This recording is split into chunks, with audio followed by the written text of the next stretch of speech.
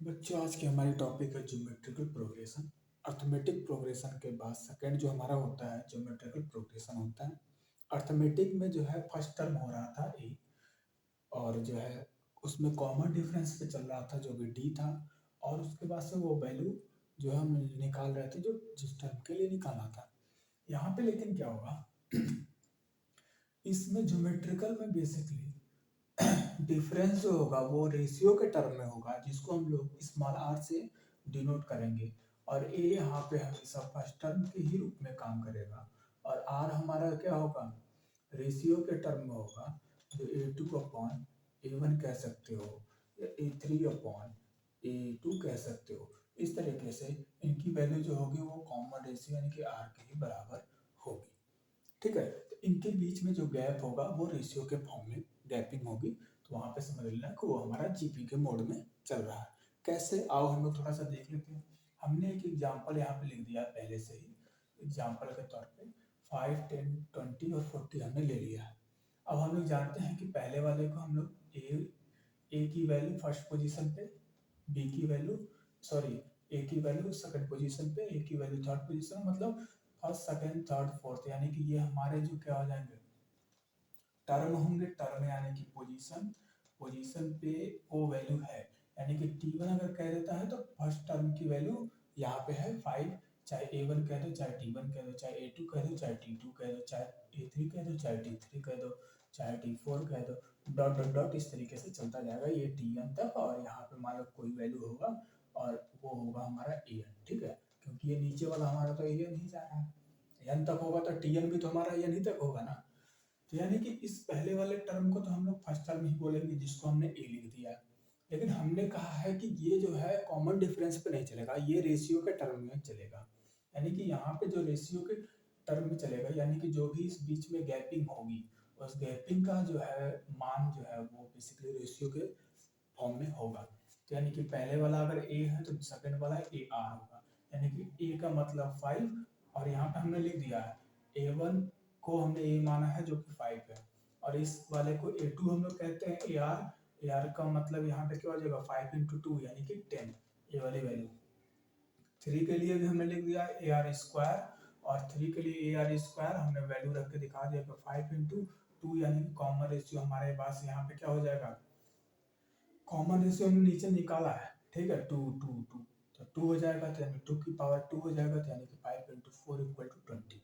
इस तरीके से करके हमने वैल्यू निकाल दिया। रेशियो जो निकालना है पहला वाला A1 = जो है 5 होगा, और जिसको हम लोग ए भी बोलेंगे। और रेशियो हमारा क्या होगा इन दोनों के बीच का 10/2, यानी कि ये हमारा A2 है और ये हमारा A1 है। इसको करेंगे तो ये हमारा क्या होगा 10/2, यानी कि 10/5 = 2, और इसको हम लोग बोलेंगे R। और यहाँ पे जो हो जाएगा उसी तरीके से A3 यानी कि 20 और 10 के बीच में जो कॉमन रेशियो है वो हमारा वही होना चाहिए। तो यानी कि यहाँ पे जब करेंगे तो ये भी तो 2 ही हो रहा है, यानी कि ये भी R होगा। और यहाँ 40 जो है 40 और 20 के लिए देख लो, इनके बीच में कॉमन रेशियो भी कितनी होनी चाहिए, 2 की होनी चाहिए। तो ये 40 हमारा A4 पे है अपॉन, और ये हमारा क्या 20 A3 पे है।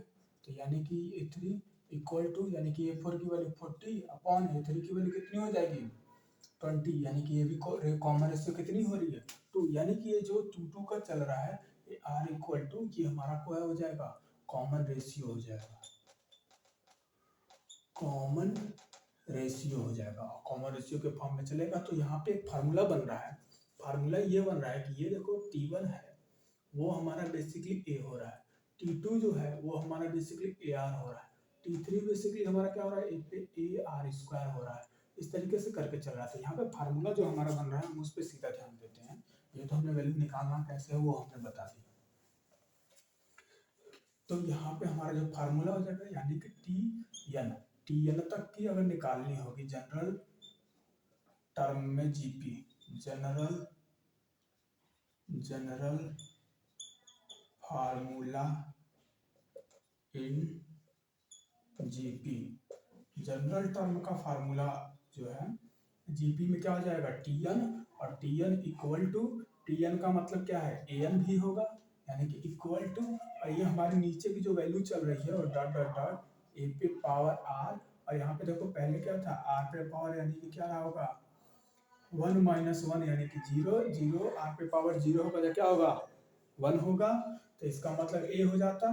यहाँ पे देख लो, यहाँ पे हम लिख दे रहे हैं इसको, छोटा सा स्ट्राइक मारो।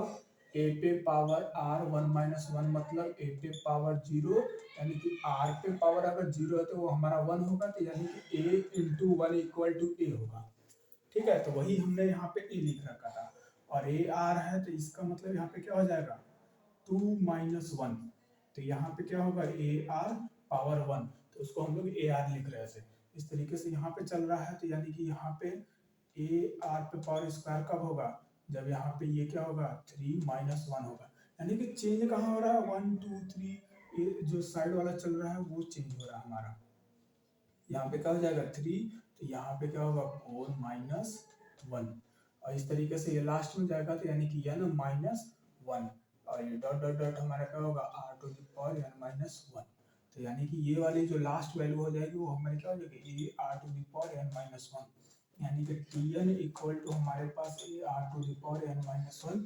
ये हमारा जनरल टर्म का फार्मूला हो जाएगा, जिसके थ्रू हम जीपी में उसके पोजीशन को निकाल सकते हैं। किस टर्म पे कौन सी वैल्यू हम लोग यहाँ से क्या कर सकते हैं, वैल्यू को निकाल सकते हैं। अरे भाई ये टर्म मतलब क्या है, पोजीशन है। अगर पहले टर्म का निकालना है तो n की वैल्यू t1 है, तो यहाँ पे क्या हो जाएगा ए यानी कि फर्स्ट टर्म हमारा क्या है 5 है, यहाँ पे लिखो तो a इक्वल टू 5, और r हमारा क्या है, इन दोनों के बीच में कॉमन रेशियो देख लो। अच्छा 1 की बजाय 2 निकालो, क्योंकि वो तो 1 का 5 ही हो जाएगा, ऐसे समझ में आ जा रहा है। ठीक है, तो इसको T2 कर लेते हैं।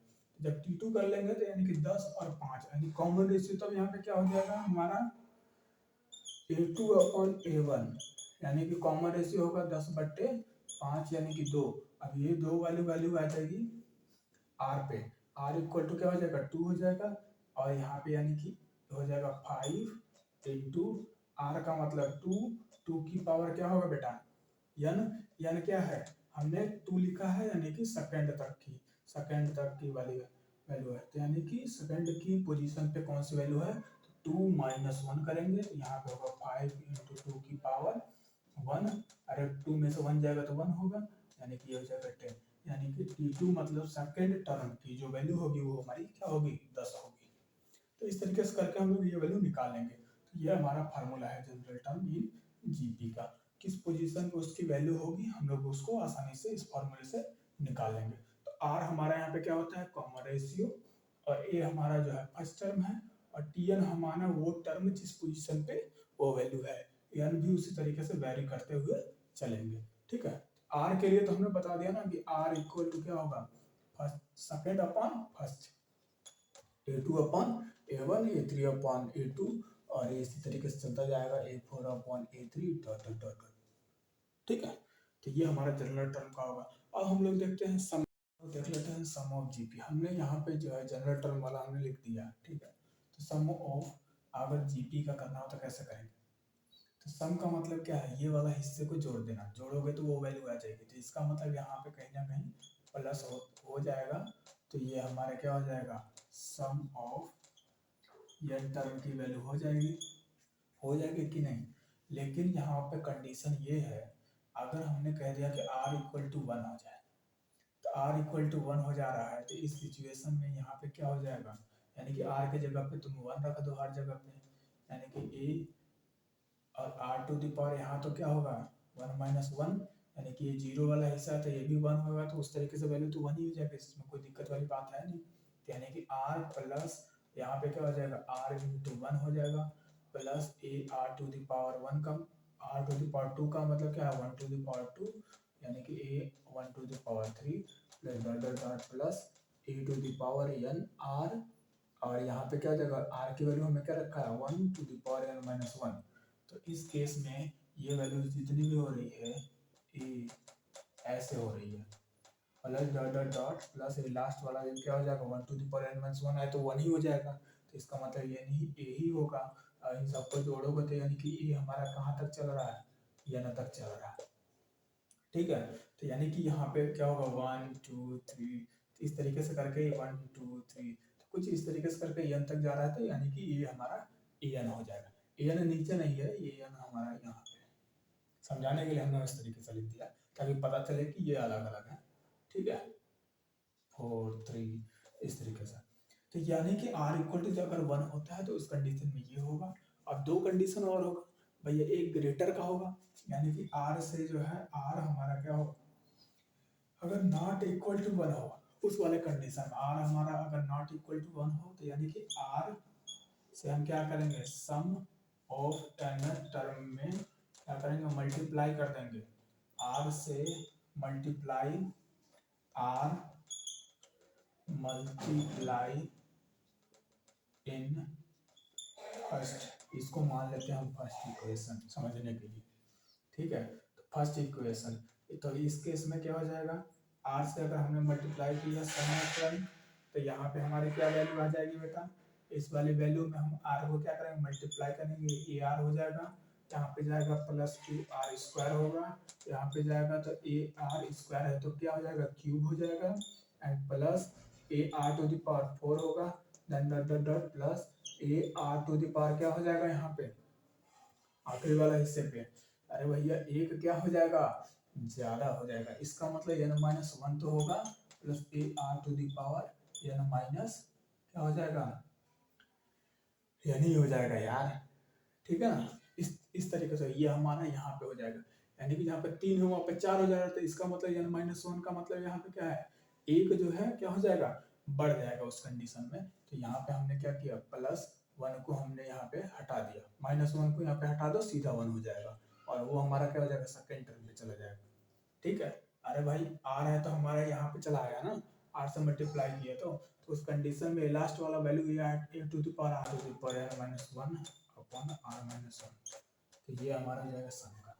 दोनों इक्वेशन को एक साथ क्या करेंगे, सॉल्व करेंगे, क्योंकि r यहाँ पे है, r यहाँ 1 माइनस r हो जाएगा या r माइनस 1 होगा, दोनों ही केस में हम अलग अलग हमने दो वैल्यू निकाल, ठीक है। फर्स्ट और सेकंड इक्वेशन ये हमारी वैल्यू होगी, टोटल हमने निकाल दिया है, जिसको बहुत आसानी से आप कर सकते हो, सॉल्व कर सकते हो। यानी कि फार्मूला जो है हमारे लिए यहाँ पे दो फार्मूले, तीन फार्मूले निकले, एक तो हमारा सम के टर्म में r अगर इक्वल है तो a n हो जाएगा, अगर r ग्रेटर है तो उस कंडीशन में ये वाला होगा, और अगर वो एक से कम है तो ये होगा।